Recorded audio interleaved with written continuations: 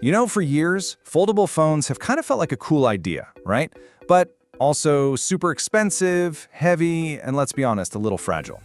Well, what if that's finally changing? Today we're going to dive into the OnePlus Open 2. This is the challenger that might, just might, push the whole foldable thing into the mainstream. And right out of the gate, the review we're digging into makes this incredibly bold claim. Think about it. Making Samsung nervous? Samsung? The undisputed king of foldables? That is a huge statement, and it really sets the stage for a massive showdown. So here it is, the OnePlus Open 2. And look, the insights we're about to go through, they're not just some quick first impressions. Nope. This is based on 2 full weeks of someone using this thing as their daily phone. We're talking folded hundreds of times, tossed in a gym bag, really put through its paces. So that brings us to the big question, the one we're going to try to answer today. Is this thing really a true Samsung killer? I mean, can it actually dethrone the market leader after just a couple of tries?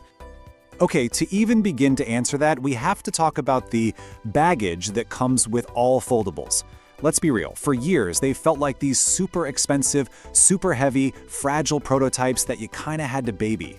So the question is, has the OnePlus Open 2 finally changed the game?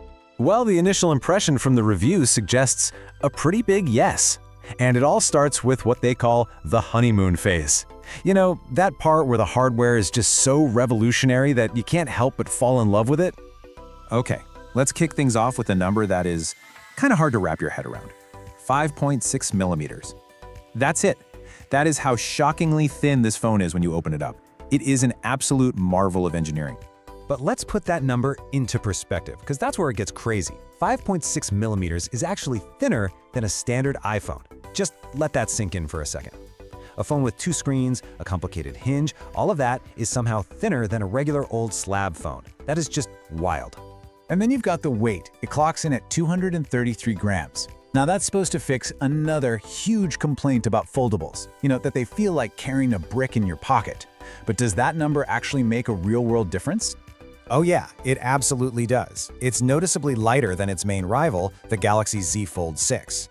And the reviewer says this isn't just a spec sheet thing, it's the difference between a phone you can actually use comfortably with one hand and one that you really can't.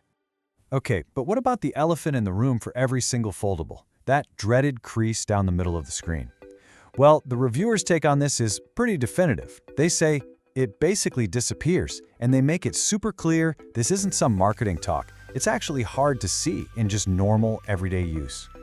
All right, let's talk about the screen itself, because this seems to be where the OnePlus Open 2 just destroys the competition. We're looking at this gorgeous 8-inch inner display, but the really crucial thing here, it's absolutely insane peak brightness. So what does a number like 4,500 nits actually mean for you in the real world? It means this.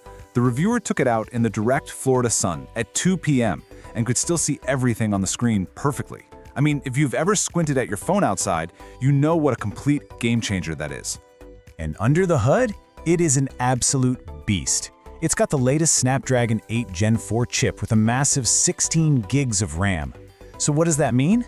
Well, the reviewer points out a few key things. 1. No overheating or slowing down, even when you're gaming hard. 2. Multitasking is totally seamless. And 3. The charging speed is just bonkers. We're talking 0 to a full 100% charge in just 38 minutes. Wow.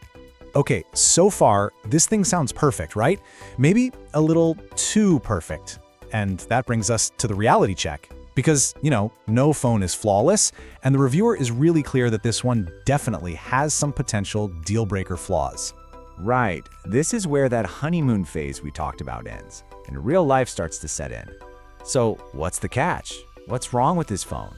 Well, the reviewer boils the #1 annoyance down to just one simple word: the creak.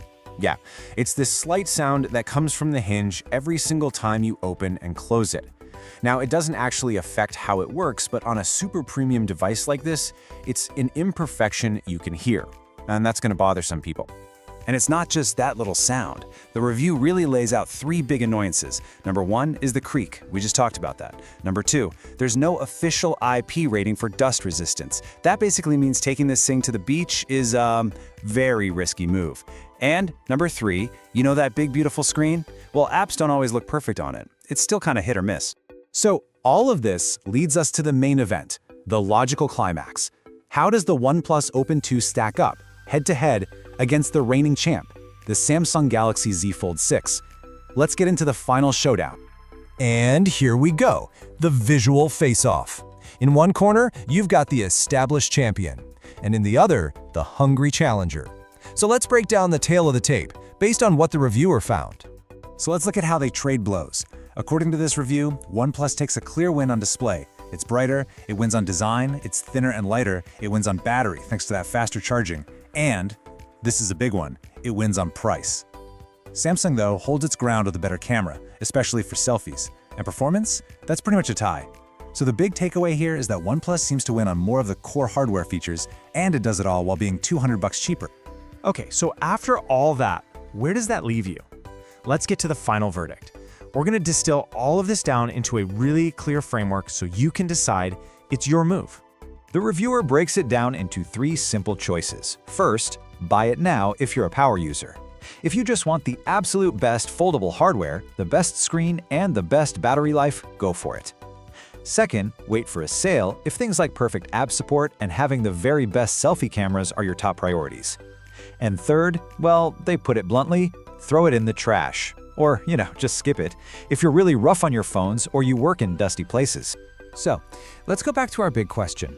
Is the OnePlus Open 2 the foldable that changes everything? Well, no, it's not perfect. That creak is definitely annoying. But the reviewer ends with this one thought, and I think it just sums everything up perfectly. They said, "I feel like I'm living in the future." And for the first time, it really feels like the future of phones might just be a little more affordable and a whole lot more flexible than we ever thought.